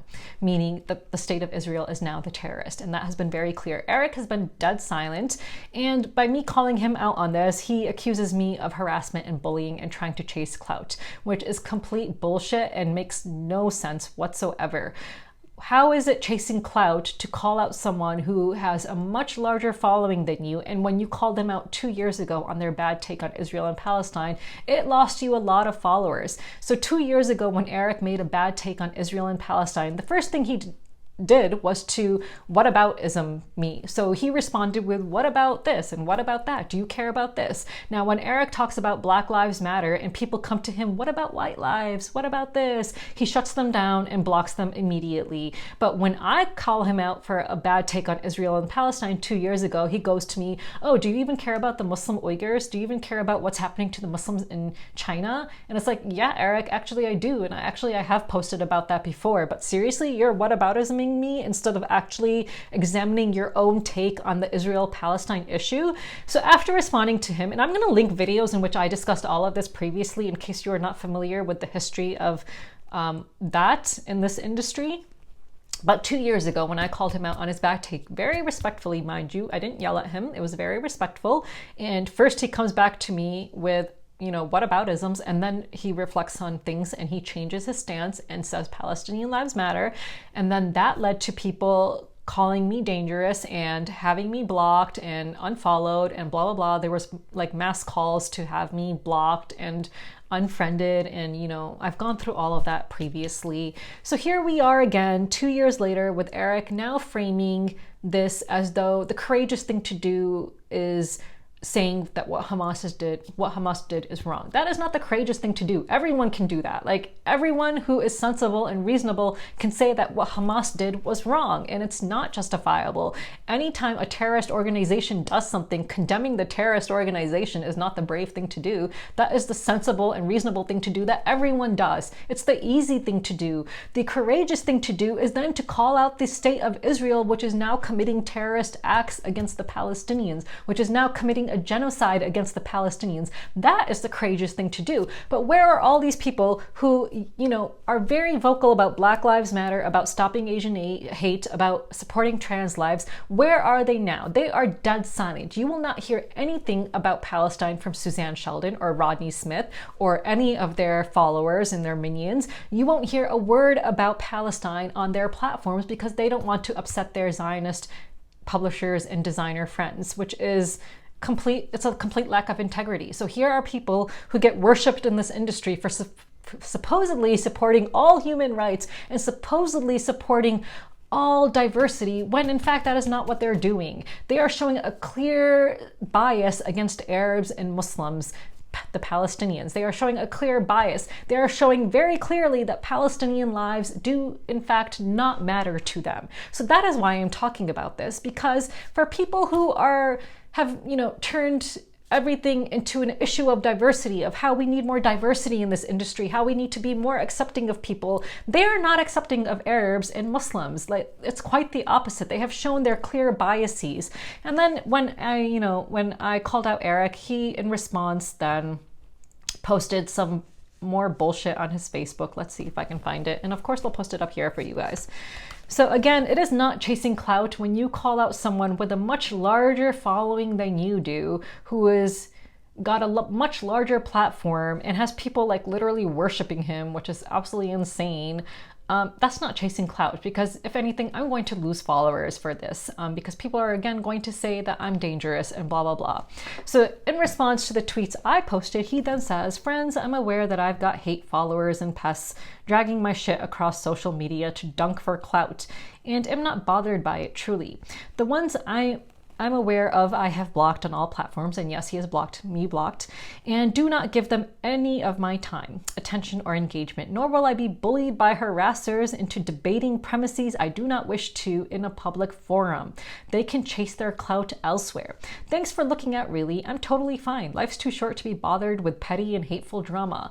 No, this is not petty and hateful drama, because if this were about Black Lives Matter, no one would be calling this petty and hateful drama. If someone had a bad take in this industry about Black Lives Matter, people like Eric Lang would be blasting it on Twitter, just like they blast people who have like sexually harassed others in this industry. They like to call out bad actors in this industry, except for when it comes to Palestinians and Arabs, except for when it comes to Muslims in this industry. When it comes to Arabs, all that stuff goes out the window. There is no integrity when it comes to Arabs and Muslims in this industry. So people like Eric Lang are now saying that I am chasing clout and that life's too short to be bothered, and he's not going to address this in a public forum. Really? Was that what you would do if it came to Black Lives Matter? Absolutely not. These people have zero integrity, because if you truly cared about all human rights, you would be standing up for Palestinians right now, but there is no standing up for Palestinians. There is dead silence from these people. So to all the people who worship these people who supposedly care for all diversity and all human rights, open your eyes and see who you are worshiping in this industry. You should not be worshiping anyone. You should be looking at everything that someone says and evaluating that statement based on the statement alone, not based on who they are, what they've done in the past, and so on. You should be looking at everything and deciding then whether this person has integrity or not. And Eric Lang clearly has no integrity right now. Either do Suzanne Sheldon or Rodney Smith, people who claim to be about diversity and are dead silent about the genocide that is happening against the Palestinians right now. That is why I'm bringing it up, because 2 years ago I got dragged and was told I'm dangerous when I brought to light that there is a publisher in this industry who cannot and would not state what the difference is between Palestinian Lives Matter and Black Lives Matter. She is someone who is sponsoring a Black family, Our Family Plays Games, who then also blocked me to support their Zionist publisher friend. So she is sponsoring a Black family, as you should support diversity, but then could not state what the difference is between Palestinian Lives Matter and Black Lives Matter. And just for your guys' information, the Black Lives Matter movement supports Palestine. They support Palestinian Lives Matter because they are one and the same. If you support Black Lives Matter, you should be supporting Palestinian Lives Matter. There are no ifs or buts about it. You should see the similarities between the two, and you should be supporting both. You should not be supporting just Black lives and then ignoring Palestinian lives, which is exactly what is happening in this industry. You have Burnt Island Games and Kids Table Board Gaming, and then all the people who support them, like Our Family Plays Games, who are extremely vocal about Black lives, but then dead silent about the genocide that is currently taking place. How is that supporting all diversity in this industry when you are making it very clear to the Arab the Arabs who play board games that their lives mean less to you, that they do not matter. Arab lives, who cares if there's a genocide going on? Who cares if Arabs are getting slaughtered left and right? And if Arab babies are being killed in hospitals, who cares? Because, like, you know, they're just Arabs, they're Muslims, who cares? So that is what is being said right now by this extreme silence that is happening in this industry. And that's why I'm bringing it up, because I'm so sick of these double standards. Like, honestly, I do not care if I sit down at a convention and play games with someone who has never once raised their voice for any human rights issue ever. Like, because I'm not going to ask them. I'm not going to find out from, you know, playing a game from them what their political views are, because I'm there to play games. So if you are people in this industry who are making a huge fuss about diversity and saying that we can't have people who are silent in conventions, because how the fuck are you even going to find out? I don't even know. But like, if you are those people who are raising your voices about that and then you're silent about this, you lack integrity. You have zero integrity. And I hope people will see it. And years from now, when it's obvious that you guys were on the wrong side of history, I hope that your followers and you guys will be ashamed. But I know that people like you have no shame, and that you will use, you know, stupid arguments like, oh, clout chasing, oh, this is all just petty and hateful drama, to avoid your responsibility for saying something for the genocide that is happening right now. You will stay silent and find excuses to bridge that gap in your cognitive dissonance. So yeah, that is exactly what you are doing. You are finding ways to justify your cognitive dissonance and your hypocrisy and your double standards, and it's disgusting, and you guys lack integrity. So that is why I'm bringing it up, because that's what exists in this industry. This industry is very Zionist leaning, it's pro-Zionist leaning, and you can see even from people who claim to be about human rights. So yeah, so Arab lives and Muslim lives do not matter in this industry. But again, if you are someone who has stayed silent about every issue that there is with respect to human rights, I will happily play a game with you, because at least you have more integrity than someone like Eric Lang, who claims to be about human rights but is silent about the genocide of Palestinians. Someone who has stayed silent about every single human rights issue that has come up has more integrity, because they are consistent. They are being the same with every single group of people. So if if there's someone who's like, I don't care about Black Lives Matter, I don't care about Palestinian Lives Matter, I'm just gonna play games and I'm just gonna be happy with being the white person that I am, I would rather play games with them than someone like Eric Lang, who claims to be about human rights but has shown a clear bias against Muslims and Arabs. So yeah, so that is my personal take on that matter. So again, I go to conventions, I play games with all kinds of people. I do not sit down and ask them what their views are. So all this talk about diversity, in the industry, sure, maybe you are experiencing things within your, I don't even know. Honestly, maybe you're experiencing things with your employers. I don't know what the issue is, and, how people have felt that they are not welcomed in this industry, because as a Muslim woman of color, I personally have never faced that. I'm not Black though, so I can't speak for Black people. I can't speak for, Asian people. I can't speak for these other people. But as someone who has gone to conventions and played games with complete strangers, I have never felt any microaggressions or hostility or anything based on who I am. I am there to play games and have fun, and I'm not there to ask people what their views are on Black Lives Matter, Palestinian Lives Matter, Trans Lives Matter. I'm not there to ask their views on any of that. I'm there to play games. But if you are going to make a big fucking deal about all of this, then you should be making a big fucking deal about the genocide that is happening right now, or else you are showing the world that you have zero integrity. So that is why I have brought this up in this industry, because these people in this industry are showing Muslim and Arab board gamers that they just don't matter. And that's exactly the point of all of this. So that is why I brought this up. This whole Palestine thing is very upsetting. I've been posting about it in my Instagram stories. I've been posting about it on Twitter. It is very upsetting to see that there is a genocide taking place, and, people that claim to care about humans, all humans, just clearly do not. It's very disappointing, and it's these people that show that your life is meaningless. But people who just don't give a shit about anything, they're not showing me that my life is meaningless, because they don't post about anything to begin with. So I don't care about them. And some people you just can't even reason with. Some people you can't even show them pure facts about what is happening in Palestine. for them to even get it. And they will just, consume their propaganda, their Israeli Zionist propaganda, and just continue to believe that. They will continue to not want to be exposed to any other kinds of media, any other, perspective on this.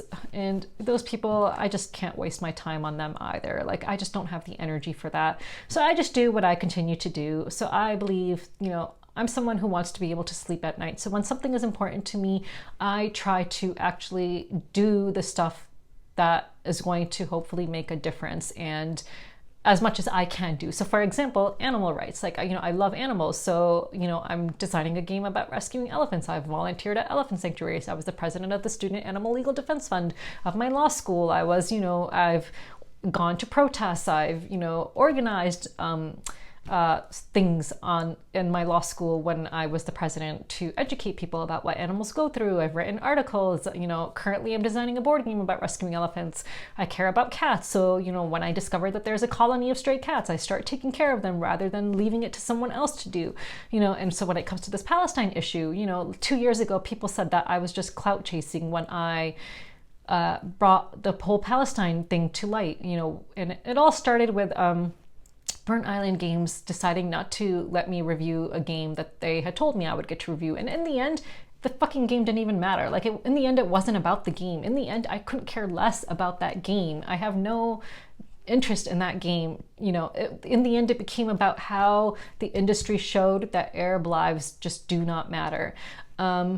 But all that, when that happened 2 years ago, I had bullies and harassers saying that I was just chasing clout, that I don't even care about Palestine. And I'm like, if you had just taken 2 seconds to fucking Google me, you would have seen that I have a graduate degree in Middle Eastern studies and studied this at a graduate level. I am of Middle Eastern descent on both sides of my family.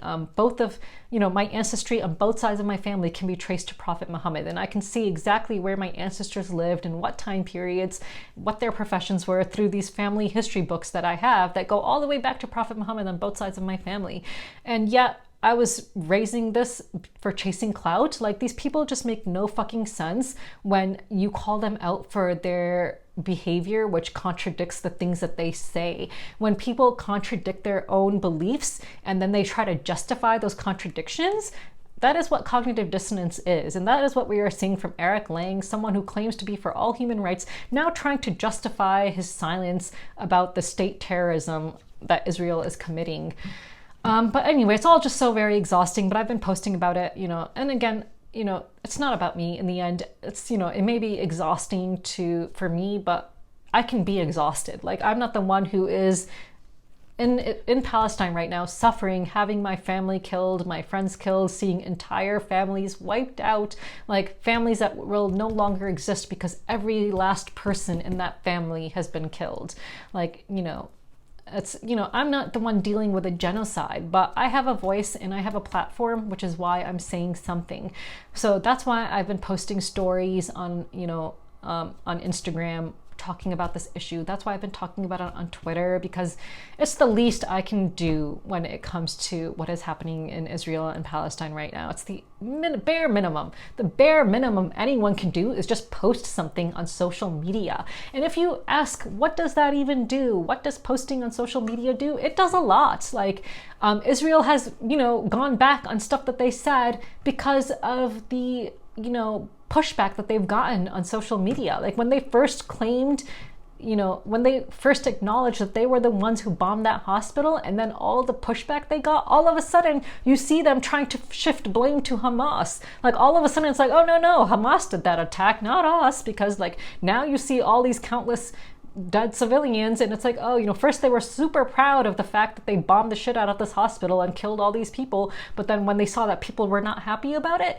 they, tried to pin it on Hamas then. So yes, having a voice and, saying stuff on social media can make a difference. And, the Israeli government can see these mass protests around the world. They can see all these people on TikTok and Instagram, posting reels and posting videos about what is happening, showing their support for the Palestinian people. And by the way, this is not just Arabs and Muslims. This is like white people and non-Arabs and non-Muslims around the world who are able to see what is going on and post about it. And it makes a difference.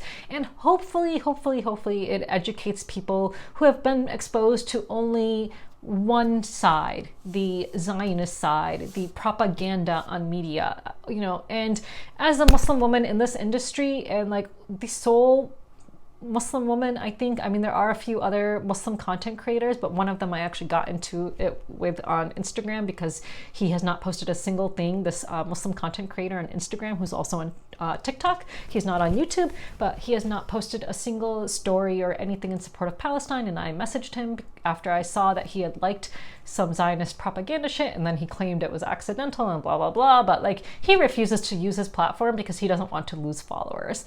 And I'm not going to do that. I've already lost followers, and I feel like I have a responsibility to Arabs and, you know, to spread the truth and try to get the truth out there. If I have a platform, I'm going to use it because I believe getting the truth out there is important, especially when you are in an industry which is very heavily pro-Zionist. And why this industry is very heavily pro-Zionist, I mean, you could probably do a whole study on it. Like, who plays board games, right? Who are the people who purchase board games anyway? Probably people with disposable income. And who are the people with disposable income to buy board games, who can buy board games, like as many as we do? You know, they might tend to be people who, you know, lean a certain way politically in general. And if that's the way it is, then fine, I guess. But it does show that the industry tends to lean a certain way. And then those who tend to, you know, those who claim to be liberal and who claim to be far left leaning, who are now, you know, trying to deal with their own cognitive dissonance because, you know, they claim to be about human rights, but then are utterly silent about the genocide happening right now. Like, you know, now they're left with trying to find, you know, bullshit reasons to justify their silence, like Eric Lang. But, you know, I have a platform, so I decided I should use it for Palestine. And I use my platform when I can for causes that are important to me. But again, that's not going to stop me from playing games with just total, complete strangers at conventions, because I don't care when I sit down to play a game with someone at a convention what they believe. I don't ask them. It's my friends and family who I know and whose political or, you know, humanitarian beliefs matter to me. So if someone I personally am friends with is going to tell me that, you know, it's fine to kill Palestinian babies, I'm probably not going to be friends with them anymore. If they can find, you know, justification for killing innocent Palestinians, if they try to justify that, we are probably not going to be friends anymore. Even if I haven't removed them from Facebook, I probably would have lost all respect for them. So, you know, it's people in my own community who I actually, you know, interact with, whose beliefs on these issues may matter to me, but randos at a convention couldn't care less what they think, because it's not going to come up. It's not going to affect me what they think when we're playing games at a convention. Anyway, I've probably babbled on for way too long on this now, which I can see from the time on my phone. So I'm going to end it. But again, please watch the stuff I've linked below. And if you are someone who's watched Quackalope's complete bullshit Zionist propaganda video on this issue, which is titled I Am a Jew, which of course is meant to evoke sympathy. And again, this is not a Jewish Muslim issue. It is absolutely not a Jewish Muslim issue. This is not a religious issue. This is not Jews versus Muslims. This is Zionists and terrorists versus civilians. And yeah, so this is not a Jew versus Muslim issue. And not all Jews support Zionism, and not all Zionists are Jews. But if you have seen his Zionist propaganda bullshit video, I hope you will watch the videos that I have linked below to hopefully give yourself a different perspective and educate yourselves on the occupation and the absolute brutalization of the Palestinian people, and how they truly just are not living a life that anyone should be living. So please watch those videos. Even if it's going to challenge your views, that's what you need to do. No one should be living in a freaking echo chamber. And a lot of people on the far left, they've created echo chambers for themselves, and they don't want to be challenged either. And I absolutely disagree with that as well, which is why a lot of people think I'm dangerous, because I refuse to block people that they have blocked. And I refuse to block them because, number one, they have not caused any issues for me. They don't come on my profile to harass me, but I do get exposed to their views, which I do not agree with. And there is nothing wrong with that. There is nothing wrong with, it's actually good to be exposed to views that are different than your own and challenge your beliefs. And and it helps to reinforce your own beliefs if you can be challenged and be courageous enough to view things which will challenge your own beliefs. And I hope that people who are watching this will do that.